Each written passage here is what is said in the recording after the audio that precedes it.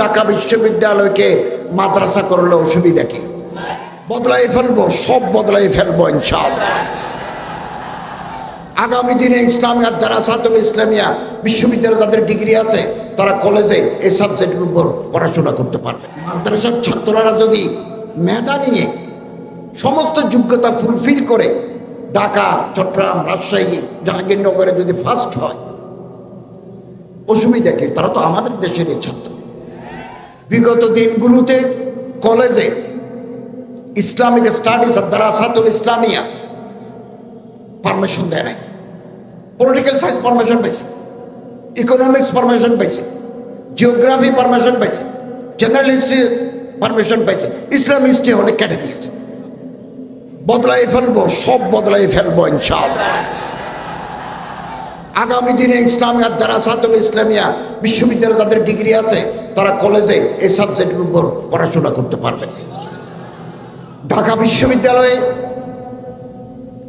মাদ্রাসার ব্যাকগ্রাউন্ড দেখলে তাদেরকে ভালো সাবজেক্ট দেওয়া হতো না, অথচ ভর্তি পরীক্ষা তারা 1 নম্বর।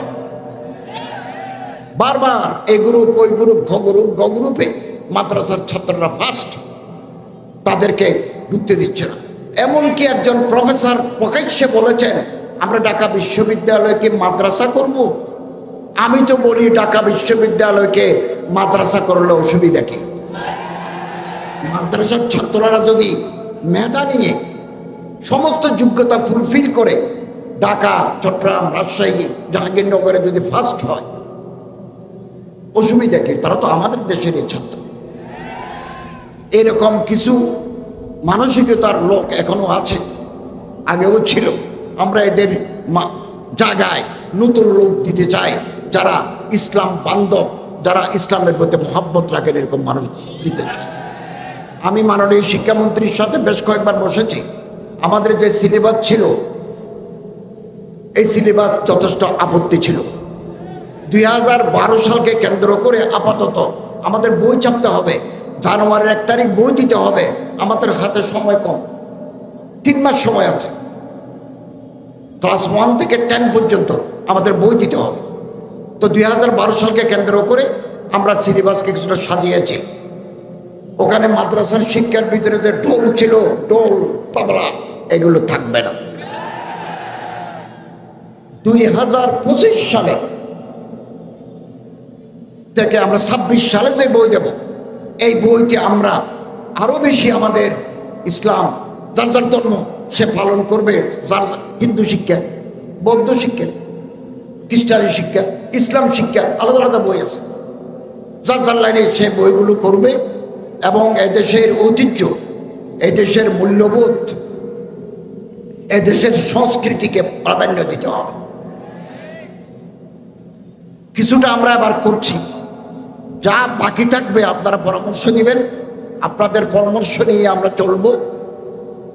আগামী 2026 সালের যে পাঠ্যক্রম স্কুলে কলেজে দেওয়া হবে, সেটা আমরা আরো আমূল পরিবর্তন করবো ইনশাআল্লাহ।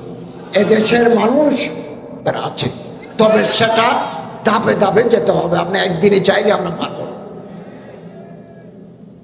কালকেও শিক্ষামন্ত্রীর সাথে আমরা বৈঠক করেছি। উনি বললেন এখন আর নতুন কিছু ঢুকানো যাবে না, আমরা প্রেসে দিতে হবে। তো এটা অন্তর্বর্তীকালীন সরকারের মতো একটা সিলেবাস হবে, অন্তর্বর্তীকালীন সিলেবাস। কিছু ভুল ত্রুটি থাকবে, মিছিল করার দরকার নাই, ফেসবুকে লেখার দরকার নাই, আপনারা আমাদেরকে বলবেন, আমরা এটা গ্রহণ করব। আমাদের কাছে কেউ কোনো অভিযোগ করলে আমরা এগুলো রেকর্ড রাখি, বিবেচনা করি।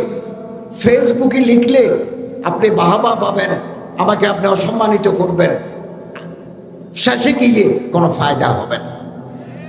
আমাকে 20 জনে পছন্দ করে না, 80 জনে পছন্দ করে, তো হোক না। আমরা আল্লাহকে রাজি করার জন্য কাজ করছি। কেবল এটা আমার জীবনের একটা মারহালা।